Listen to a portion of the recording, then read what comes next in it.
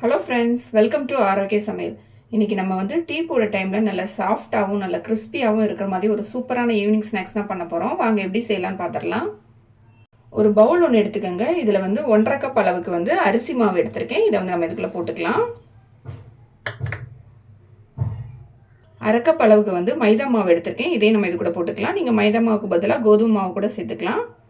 ஒரு 3 ஸ்பூன் அளவுக்கு தயிர் எடுத்திருக்கேன். இதையும் நம்ம இது கூட சேர்த்துடலாம்.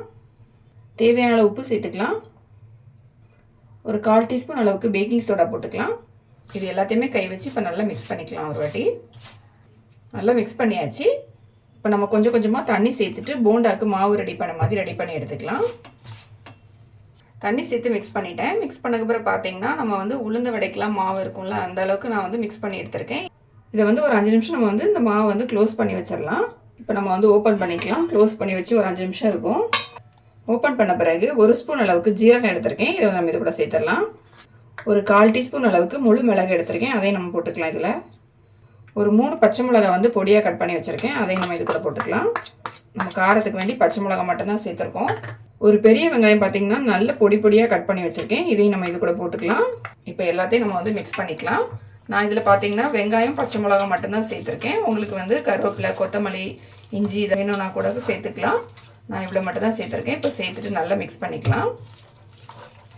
எல்லாத்தையும் வந்து நல்லா மிக்ஸ் பண்ணிவிட்டேன். மாவு வந்து பார்த்திங்கன்னா எனக்கு கரெக்டாக இருக்குது. உங்களுக்கு கெட்டியாக இருக்கிறது மாதிரி இருந்துச்சுன்னா கொஞ்சமாக லைட்டாக தண்ணி தெளிச்சுட்டு மிக்ஸ் பண்ணிக்கோங்க. மாவு பார்த்திங்கன்னா இந்த அளவுக்கு தான் இருக்குது. ஸ்டவ் ஆன் பண்ணிவிட்டு கடாயில் வந்து எண்ணெய் ஊற்றி வச்சுருக்கேன். எண்ணெய் வந்து நல்லா சூடாயிடுச்சு. நம்ம இப்போ மீடியமான ஃப்ளேமில் வச்சுக்கலாம்.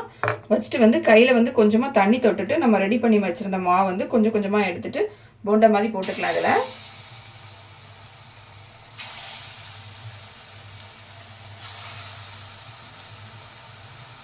நம்ம அரிசி மாவுலாம் சேர்த்துருக்கிறதுனால நல்ல கிறிஸ்பியாக இருக்கும். அதே மாதிரி மைதா மாவு சேர்த்துருக்கோம், பேக்கிங் சோடா சேர்த்துருக்கிறதுனால நல்ல சாஃப்டாகவும் இருக்கும்.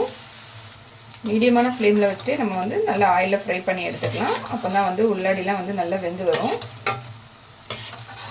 எல்லாத்தையுமே வந்து நான் இப்போ திருப்பி போட்டுட்டேன்.